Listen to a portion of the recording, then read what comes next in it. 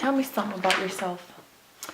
Well, I'm a teacher that started teaching in the late 70s and have been teaching kindergarten most of those years, and occasionally did a little bit of teaching in grades 1 and 2, but that was up in Alaska, and I've been in Wisconsin now for close to 27 years.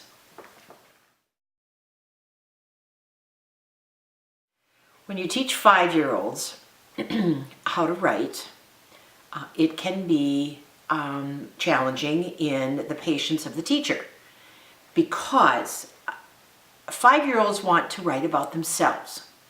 And once they learn the word I and start doing narrative writing, it just starts to flow from there. The challenge is to show the children that each word has value, and it has value on the page. And so we start out using Post-it notes. And if the student said, wrote the story, I like my mom, then there would be 4 Post-it notes for each word. And once they have that down, we talk about spaces. Then we start looking at words at the beginning sound. We start very basic with 5-year-olds. And by the end of the school year, they are writing 3 and 4 sentences. As the students are writing, I will pull one student at a time to my table. And I will know by looking at their journals that this student is having difficulty with putting words and spaces. So I will work on that with them individually. And that's how I can do it. And I also have a clipboard with their names on it, the skills they need to work on, and I just keep rotating through.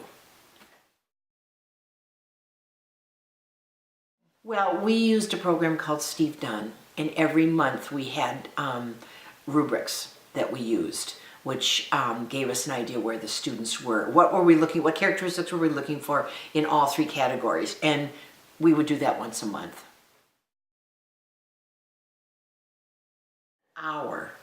Uninterrupted hour of time in the morning where when a classroom is working and it's working well, there's almost a hum. It's very cool. And you get there occasionally and you hear that, and they're all working, they're all engaged, and you just get to sit back and just kind of watch them all as they're doing that. That's a wonderful thing.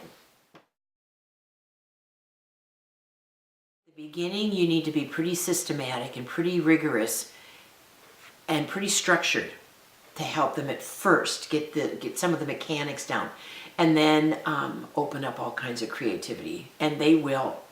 Once they get the ideas of what writing can be, then you just get to watch them fly, and they do. I'm amazed. I was always amazed. It was one of my favorite things to do with 5-year-olds was writing.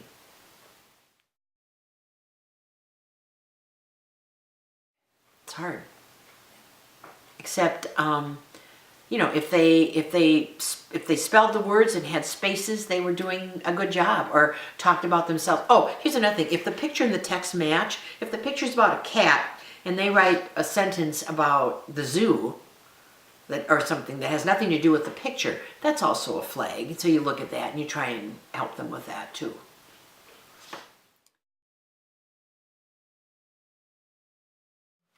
I think because they've always had to write a certain way, and they felt that it wasn't their way.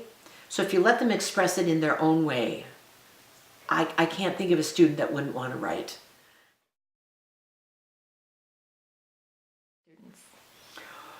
Every writing session started with me writing a story, and I was very animated, and I would sometimes even act out the writing, or I would sing the writing that I was doing, and that got them all engaged and thinking, oh, I can do that. And so that's how I did it. Well, I would not recommend staying with personal narrative forever. You need to branch out from that, because then they start to get bored with writing and then you lose them. So it's knowing your class, it's knowing when to say, okay, now we're going to move into, and you start doing that. And you won't lose them. You'll keep them. Find something high interest that they're interested in. Whatever that is, look for that window in. If one of your students likes derby cars, then let them write about derby cars. Let them write about something they know. Don't make them write about something they don't know. And if you give them, they'll develop some confidence if they start writing about things they know, and then go from there.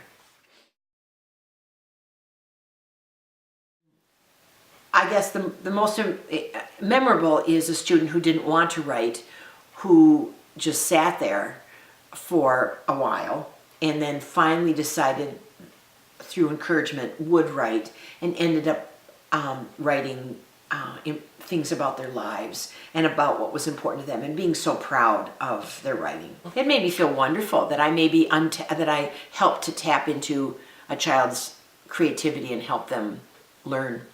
I mean, isn't that what teaching's about?